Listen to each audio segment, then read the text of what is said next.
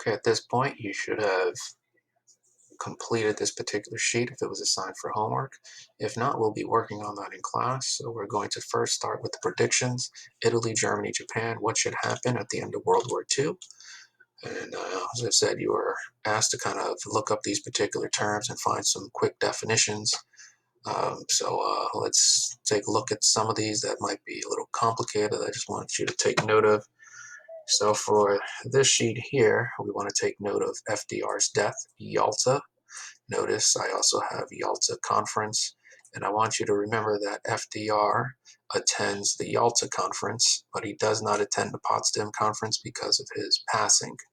We also see some terms like the Atlantic Charter, which was a term that's going to have implication for the Cold War, and the Nazi rat lines. If you're wondering how did the Nazis eventually escape and not be held accountable, well, that's a result of the Nazi rat lines. These were a series of exits from occupied Germany that allowed them to gain entrances into other countries that accepted them. In some case, they were able to just sneak into certain places, but we'll look at that more later.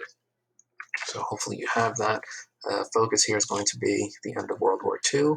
So we know that some students were asked to complete some of the readings. So when we look at this particular section here, let's see what we got. So I've circled a couple of items here. Here we see the Yalta Conference. Here we see an image of the Big Three. This is a historic photograph. We want to take note of the image as well as identify it as the Big Three. We see Churchill, we see Roosevelt, and we see Stalin. And that is the image of the Big Three. So let's see. For this part here, it's taken out, but a buffer for national security.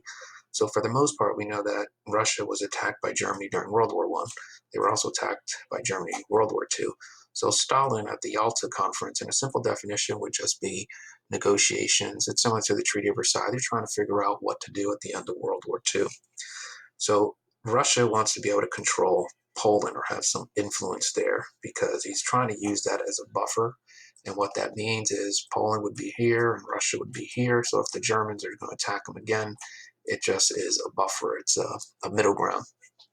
So that's that section there. Yalta, Roosevelt, and Churchill agreed the idea of a Soviet sphere of influence in Eastern Europe. So what's going on here is that there's some deals that are being made, and Roosevelt and Churchill are looking at Europe, and they're saying that there is Eastern Europe and there is Western Europe, and that Eastern Europe is going to be under the influence some direction by the Soviet Union. It is going to be their sphere of influence in Eastern Europe. Let's see what else. To enter the war against Japan. Stalin also, so this part right here that's crossed out, there's an agreement that's being made. Remember, Japan attacked Pearl Harbor. That war is Japan versus the US. We also know that the US is allied with Russia.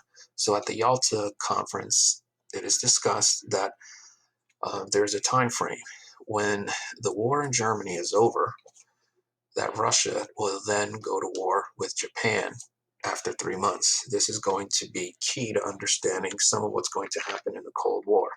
They're also deciding that Germany is going to be split up into 4 zones, and they want to create a United Nations. So those seem to be some of the significant items from the Yalta Conference. So we have 4 articles that you're being asked to read. Potsdam, Wartime Diplomacy, Italy and Japan signs the unconditional surrender. So these are the readings that are here, and you are expected to put notes. Italy, Germany, Japan, what is happening, what is being discussed with regard to the sides that are fighting. So we'll first start here with Italy. We want to take note. We have Italy, Germany, Japan. So just like we did with the causes, we went, I think, Japan, then we went Italy and Germany. We're doing the same thing, but Italy is first, then Germany, and then Japan. So we're trying to figure out some of the significant points for our purpose here. So they're defeated in Africa. Notice the year Italy is coming out. Very different from when Germany exits the conflict. Let's see, what else is Mussolini is overthrown and Ethiopia is going to gain independence. So we're not really too concerned with Italy other than it's presence in Africa, which is going to allow the allies to come from the south, which we kind of addressed in the previous screencast. So I'm not going to say anything additional on that one. So for Germany, a couple of items we want to take note of here is that point one, Russia pushes Germans after Stalingrad. We addressed this before. If this is a map of Europe, the Germans advance in this direction, and when they get to Stalingrad, the Russians are able to kind of push them back. So that's kind of what's going on with that references. The concentration camps are evacuated, and then the Russians are going to attack in this direction. They're going to surround the capital, Battle of Berlin, and Germany is going to be out of the conflict. Keep in mind there was a genocide that did take place. Hitler is going to commit suicide. He's never going to be held accountable for his crimes, which is why we have the Nuremberg trials where they go after some of the Nazi leadership. And then they decide that Germany is going to be divided into 4 sections, as well as her capital. So this is an image that is going to represent Germany and World War II going into the Cold War. And what they're going to do is each allied leader or nation is going to take a section. So we're going to see the US, Russia takes this chunk, and I believe it's France and Britain wind up here, and then they do the same thing with the capital, and we'll see what role that plays in the Cold War. So that's what that image right there is trying to show you. Okay, so to understand Japan, you have to know that agreement that was made. There's an agreement that looks like 3 months Russia is going to enter the conflict against Japan. So that's interesting because Germany is defeated May 8th, 1945. So if we take May 8th and we go June, July, August, it's to about August 8th when we know that Russia is going to enter the war with Japan or against Japan. So this is problematic for the US because the US probably doesn't want Russia to fight in the war because then they would have some say in the peace after the conflict. So if we go back to like the Yalta Conference, Russia is trying to obtain Japan, Poland and Eastern Europe as a buffer. And we also know that Russia in the Russo-Japanese War, like I don't necessarily know what Russia would want with regard to how the war ends in Asia. So the US is concerned about that. So when we look at this slide here, just a couple of things we want to take note of.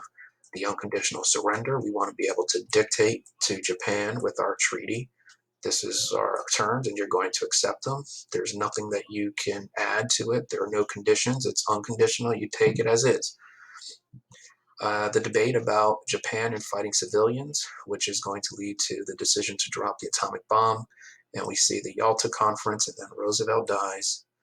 Truman becomes the next president, and he needs to really resolve all of these issues. And by the way, he is also told about the Manhattan Project and a weapon that is going to have the potential to destroy cities. I love this part. Like, I always vision Truman sitting at his desk and somebody knocks on the door and is like, "Hey, Mr. President, just so you know, Roosevelt put aside some resources to develop a nuclear bomb." He's like, "What is a nuclear bomb?" Like, "Oh, you know, it's going to be able to destroy a city. By the way, Mr. President, you're going to be the one to make a decision about using it or not." Then the guy just casually leaves. Well, that's the way I see it anyway. I'm making that up, but that's the way I visualize it in my head. Anyway, so Truman is going to send a letter to Japan. We also have the Potsdam Conference where Truman is going to try to negotiate the peace. And all of these events, the dates are of some importance, the progression here. So we know Yalta, Roosevelt's there. He has that 3-month agreement with Stalin. And we look at the dates here, August 6th, Hiroshima, and then August 9th, Nagasaki. It does appear that the United States was able to end the war prior to 3 months, which would keep Russia out of the war with Japan and possibly put the Japanese fate in U.S. hands. Anyway, let's see what we have. Yalta Conference, February 1945. We already talked about some of this. They're going to create a United Nations. We'll look at that later on. Here you see a memorial dedicated, you know, to the big three.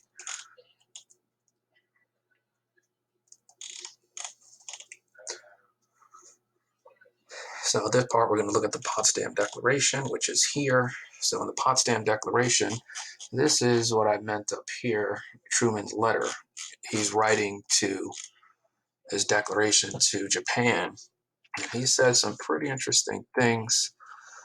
He's saying that Japan is going to be given an opportunity to end this war, that the West is poised to strike the final blow upon Japan. He's basically saying, look, Japan, something's going to happen to you. Accept our terms, surrender, and you can avoid the final blow. Is he hinting at the nuclear bomb? Possibly. Maybe that's what he's doing there. He's saying, we're going to strike the final blow. You don't know what it is. Anyway, he does go on to offer Japan some stuff here. So let's see what he's, suggesting. Time has come for Japan to decide whether she will be controlled by those self-willed militaristic advisors. Here he's saying, stop listening to the military. These are our terms. We're not deviating from them. Those people who have deceived and misled the Japanese people on embarking on a world of conquest, we got to get rid of them. So anybody who is in charge of Japan, we want to get rid of these individuals. We don't want them in charge anymore. We're going to stop Japan's war-making power, which means no more military. The terms of cowardice shall be carried on. Japanese sovereignty shall be limited. So Japan is going to maintain, some stuff. They're not saying we're going to take over all your territory. We are not going to enslave or destroy them, the Japanese. They're going to be permitted to maintain their industries for her economy. So there's a lesson from World War I. And then the occupying forces are going to be withdrawn from Japan. And here he's saying we want the unconditional surrender. So that's pretty much what he is arguing in this part. So when we look back at this section here, we know that we have the Yalta Conference, then Roosevelt dies, and then Truman is about to meet, but he sends this letter to Japan. We also have that 3-month agreement, and then we have the atomic bombs that are being dropped at that particular point. Find these images fascinating. Here you see Japanese civilians, and it appears that the United States military and government officials, they could have easily have went in and imprisoned or executed many Japanese leaders, but they don't. They actually allow the individuals to stay alive, and what you're looking at here is U.S. officials pretty much showing the Japanese citizens that are all here, look, your leader is still here. You're God in human form. We didn't execute anybody. And this might be a strategy to prevent these individuals from viewing the U.S. as, evil people that are going to come in and kill your God in human form, kill your leadership, that we're allowing them to remain alive when we could have easily have killed these individuals or executed them or prosecuted them.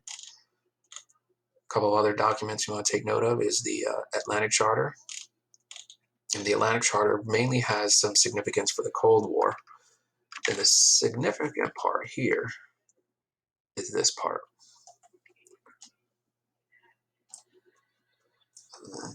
This section. Anyway, let's take a look at what this says. This is between Churchill and the President of the United States. That they respect the right of all people to choose their form of government. In other words, the Atlantic Charter is saying no more imperialism. We're done with it. We're getting out of the imperialism game, folks. That's what we're doing. They have and they see sovereign rights, self-government restored, that they're going to restore self-government to those who have been forcibly deprived of it. So let's take a situation of like Africa. After World War II, Africa is going to encounter the decolonization period where European leaders are getting out. No more imperialism from the Berlin Conference. And you're going to see Africa on its own. Why? Because the Atlantic Charter says so. The sad part is you're going to see leaders throughout Africa fighting to maintain power. They're trying to bring about, full collaboration, economics, things like that. So the Atlantic Charter is, suggesting a better future, especially for the victims of imperialism. the Nazi rat lines, mentioned them before, a series of escape tunnels, which is why this guy, John Demjanjuk, this is an interesting individual. You might want to take a look at this guy. This guy lived in the United States, which I always find to be fascinating, and then they needed to deport him for his war crimes and crimes against humanity. Here we see an image of the Nuremberg trials and the definition of genocide, which is established as a result of everything that happened during World War II. And the last item, which will be the United Nations. So this image is trying to show you what the UN looks like. For our purpose, we want to note that the UN has something called the General Assembly and a Security Council. The Security Council has 5 permanent members. It's no secret that we have Russia, China, Britain, France, and the US. All of them are there permanently, and all of them have veto power. So ultimately, anything the UN wants to do is going to have to, be determined by the Security Council. In the General Assembly, every nation has representation, but here they do not. So it's like saying there are 2 houses within the UN. You have an upper and you have a lower. The lower is the General Assembly and the upper is the Security Council. The Security Council does have rotating membership, as it's telling you here, that you have rotating membership for a 2-year term. We also see the preamble of the United Nations, which is here. Save future generations from the scourge of war, which have twice in our lifetime brought untold sorrow to mankind. And that's it for the end of the war. Think about those questions as you finish up.